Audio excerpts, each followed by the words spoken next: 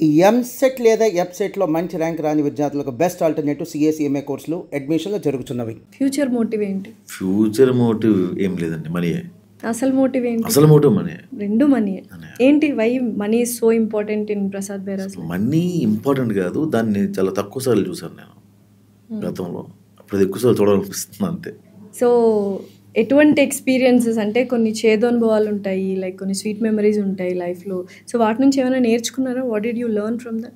నేర్చుకునే అంత అవకాశం మనకి దాన్ని ఏమంటారు ఇవ్వదనిపిస్తుంది నాకు. ఎందుకంటే అరే దెబ్బ తగిలింది, మనం ఎట్లా ఉండకూడదు, ఎట్లా ఉండాలనుకున్న లోపు ఇంకో దెబ్బ తగులుతున్నాం.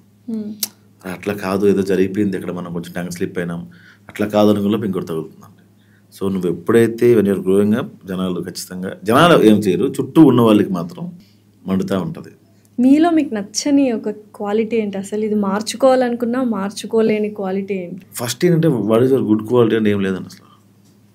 గుడ్ క్వాలిటీ ఏంటి అంటే అంటే నేను ఫేక్ ఉండదు, అది ఒకటే నచ్చుతుంది, మిగతావన్నీ నాకు నచ్చవు. మార్చుకోవచ్చు కదా అంటే జరగదు, చెప్పలేము. దానికోసం మిమ్మల్ని ఇబ్బంది పెడుతున్నాయి, మీ లైఫ్కి థ్రెటన్ వస్తున్నాయి అంటే మార్చుకుంటే తప్పేంటి? మార్చుకోవడం అంటే ఫస్ట్ బ్యాడ్ ఏంటో చెప్పండి. అన్ని కోపం ఉండకూడదు మనిషికి, ఎమోషన్స్ ఉండాలి కానీ మరీ అంత కోపం ఉండకూడదు. దానివల్ల ఒక మాట గట్టిగా అనేస్తాను నేను, అవతల హర్ట్ అవుతాడు. దాని పర్యవస్థం చాలా ఎక్కువ ఉంటాయి. వాడు నన్ను ఏదో అన్నాడు, తర్వాత ఏదో స్కెచ్ చేశాడు, నన్ను ఎక్కడ తీసుకెళ్ళి, అది వేరే విషయం. కానీ వాడి లైఫ్లో నన్ను అలా చూడలేడు, మళ్ళీ ఇంత ముందులా నన్ను గౌరవించలేడు, ఇంత ముందులా నన్ను లవ్ చేయలేడు. కాబట్టి అవి చాలా ఎక్కువ ఇష్యూస్ ఉన్నాయి. అలాంటివి నాట్ ఓన్లీ కోపం అండి, చాలా ఉన్నాయి. నా డైలీ రొటీన్ కానీ అన్నీ. ఐఎమ్ నాట్ గుడ్ సన్, నేను మా అమ్మ దగ్గర ఎక్కువ ఉండను, నేను ఆవిడకి ఎక్కువ ఏం చేయలేదు. ఇప్పుడు చేసినా కూడా దగ్గర లేదు ఆవిడ నాకు. సో ఇలా చాలా క్వాలిటీస్ ఉన్నాయి. ఎక్కువ పెళ్ళి అనే కాన్సెప్ట్ మీదే హిట్ అవుతూ వచ్చాయి వెబ్ సిరీస్. ఏంటి మీకు పెళ్ళికున్న కనెక్షన్ ఏంటి? బేసిక్గా ఇది చిన్నప్పుడు ఎప్పుడైనా మీరు సినిమాకి వెళ్తే, మీ ఫ్రెండ్ ఎవరైనా సినిమాకి వెళ్తే, ఓ నగ్మ రమ్యకృష్ణ హీరోలు అనుకున్నాం, సిమ్రాన్ సౌందర్య హీరోలు అనుకున్నాం. ఇద్దరు హీరోయిన్ మీరు పోస్టర్ మీద చూసిన తర్వాత బయటకు వచ్చాక అరే సినిమాకి వెళ్ళానంటే అరే హీరో ఎవరిని పెళ్లి చేసుకుంటాడని అడిగేవాళ్ళం. సో ఏ సినిమా మోటివ్ అయినా హీరో ఒక అమ్మాయిని ప్రేమిస్తాడు, ఆ అమ్మాయి వెనక నిజం ఉంటుంది, దాన్ని వెనక కొడతాడు, పెళ్లి చేసుకుంటాడు. అంటే అది ఒక భగవద్గీతలో ఇంక పెళ్ళి ప్రేమ ఇవే ఉన్నాయి. సో నాకేమనిపించిందంటే పెళ్ళికి ప్రేమకి లవ్ స్టోరీ సక్సెస్ అవ్వడానికి మధ్యలో పెళ్ళి అనేది చాలా ఇంపార్టెంట్ రోల్ ప్లే చేస్తుంది కదా. పెళ్ళి అంటే ముందు ఫ్యామిలీస్ అని అర్థం. అది నేను చాలా సందర్భాల్లో చూపిద్దాం అనుకున్నా. బేసిక్గా నా లైఫ్లో కూడా పెళ్ళి ఇలా ఉంటే బాగుంటుంది నాకు కూడా అనుకున్నా, కానీ అవి జరగని వాటివి మనం స్క్రీన్ మీద చూస్తే బాగుంటుంది అనిపిస్తుంది. అర్జున్ రెడ్డి సినిమా ఉంది, మనం అలా ఉండాలనిపిస్తుంది కానీ ఉండలేము. ఆర్జీవిలా ఉండాలనిపిస్తుంది, ఉండలేము.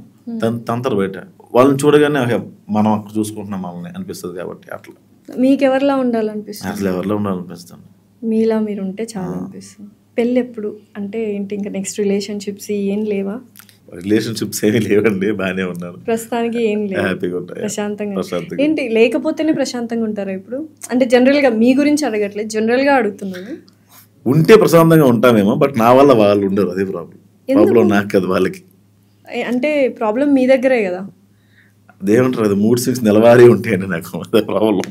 మరి మార్చుకోవచ్చు, ఇందాక అదే అడిగింది. ఇప్పుడు మార్చుకోవాలని నేనైతే అడవులకి వెళ్ళి తపస్సు చేయాలి, ఎందుకు వచ్చింది కూడా. ఇప్పుడు 1 వీక్ వెళ్ళి తపస్సు చేసాం, డబుల్ అయిపోతాయి ఇక్కడ నాకు.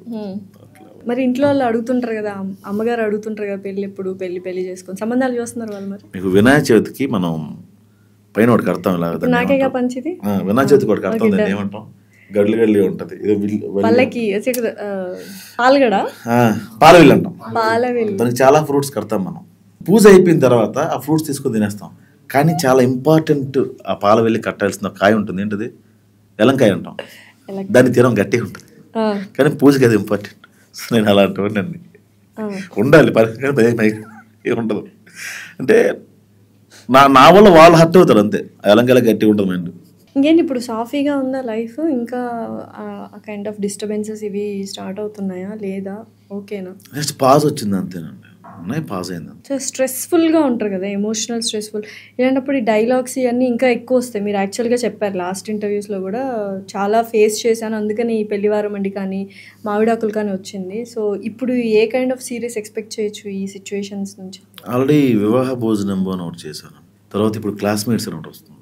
సో ప్రతిసారి ఆ కొటేషన్స్, ఆ డైలాగ్స్ రాయడం నాకు అది ఒకటే, అంటే దాన్ని ఏమంటారు, ఒకే పంద అంటాం కదా, అది అయిపోతుంది, మారుతుంది. అది మీ స్టైల్ అనుకోవచ్చు. అంటే మార్చాలి కదా ఒకేసారి అని, ఒకటే బాగోదు మోసలోకి వెళ్ళిపోద్ది అని మొన్నటిని వచ్చేస్తుంది జనాలు. యూజువల్గా బాడీ షేమింగ్ చేస్తూ అందరూ ప్రతి ఒక్కరు సిరీస్ కానీ మూవీస్ కానీ ఏదో ఒకటి ఖచ్చితంగా ఉంటుంది. సో అలా మీరు కూడా చేశారు కొన్ని వెబ్ సిరీస్లో. ఎందుకు అంటే బాడీ షేమింగ్ అనేది ఉండకపోతే బాగుండు కదా, ఇంత క్లీన్ కామెడీ చేస్తున్నప్పుడు ఆ ఒక్కటి లేకపోతే ఇంకా బాగుండేది కదా. బాడీ షేమింగ్ చేసినప్పుడు ఫస్ట్ నా మీద చేసుకుంటాను. సో ఫస్ట్ నా మీద బాడీ షేమింగ్ చేసుకున్న తర్వాత అవతల వాళ్ళ పర్మిషన్ అడిగి చేస్తా. ఏదో ఒక వెటకారం లేకపోతే కామెడీ అవ్వదు. ఎక్కడైనా చూసుకోండి, అవతల వాడిని హర్ట్ చేయకుండా మనం నవ్వలేం, ఖచ్చితంగా నవ్వలేం. అది అలానే ఆడియన్స్ హర్ట్ చేయం కదా, మన కో యాక్టర్ని హర్ట్ చేస్తాం, మన కో యాక్టర్తోనే చేస్తాం తప్ప వేరే వాళ్ళు చేయం. బాడీ షేమింగ్ అంటే అది పరిధి దాటకూడదండి, వాళ్ళు బాధపడే అంత స్థాయిలో మనం మాట్లాడకూడదు. ఇంకొకటి బూత్ కామెడీ చేయకూడదు. నేను ఇప్పుడు కొన్ని షోస్ చేశాను, అనవసరంగా వెళ్ళానేమో అనిపించింది. వాళ్ళు చాలా గొప్పగా రాస్తామని ఫీల్ అవుతున్నారు, పేపర్ తెచ్చిది మీ స్టేజ్ మీద చేయాలన్నా. ఎందుకు వెళ్ళారు మరి? అంటే ఆల్రెడీ ఒక 2-3 సార్లు వెళ్ళాను, రీసెంట్గా వెళ్ళా. అంటే ఫస్ట్ అది మా మేనేజర్ కమిట్మెంట్ ఇచ్చారంట, సరే బయలుదేరదాం అనుకున్నా. లాస్ట్ మినిట్లో నాకు వేరే అవసరం పడింది, వెళ్ళకూడదు అని అవసరం పడింది. సరే చెప్పేద్దాంలే వాళ్ళకి, నాకు వేరే అవసరం పడింది కదా అని చెప్పి ఫోన్ చేస్తే కమిటీ ఇవి ఉన్నాయి ఒకసారి చేయండి అని. అప్పుడు ఫిక్స్ అయ్యేదే లాస్ట్కి చేయకూడదు. మీరు ఏమైనా సజెషన్ ఇచ్చారు వాళ్ళకి ఇలాంటి చేయకండి అని? అదొక సంస్థ, చాలా సంవత్సరాల నుంచి ఉన్న ఒక షో, మనం వెళ్ళి చెప్పగానే ప్రసాద్ బెహ్రా గారు ఇలా సజెషన్ ఇచ్చారు అంటే అంత ఉండదు అక్కడ.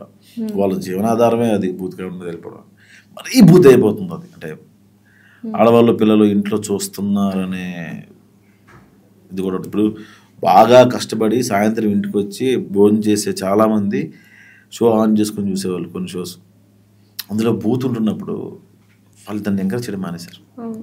అందుకే రేటింగ్లు పడ్డాలు, ఫేడ్ అవుట్లు అవడాలు, వేరే దారి వెతుక్కోవడాలు, వేరే ఛానల్కి వెళ్ళడాలు, ఇవి జరుగుతూ ఉన్నాయి. సో అదే నా కామెడీ వల్ల వాళ్ళని అనట్లేదు, కానీ నేను బూత్ కామెడీ అనేది తప్పు. బాడీ షేమింగ్ అనేది ఎంతవరకు ఉండాలో అంతవరకు ఉంటే కరెక్టే.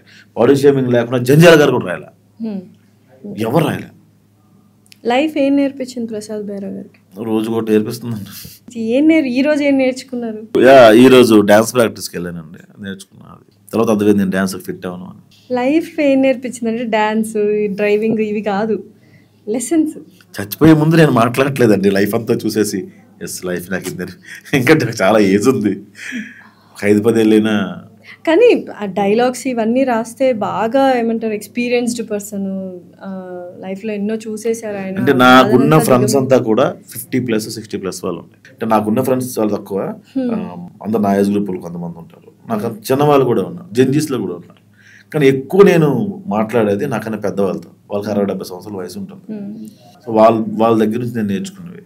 సుమన్ టీవీలో మీ పర్సనల్ అండ్ బిజినెస్ ప్రమోషన్స్ కోసం కింది నెంబర్కి కాంటాక్ట్ చేయండి.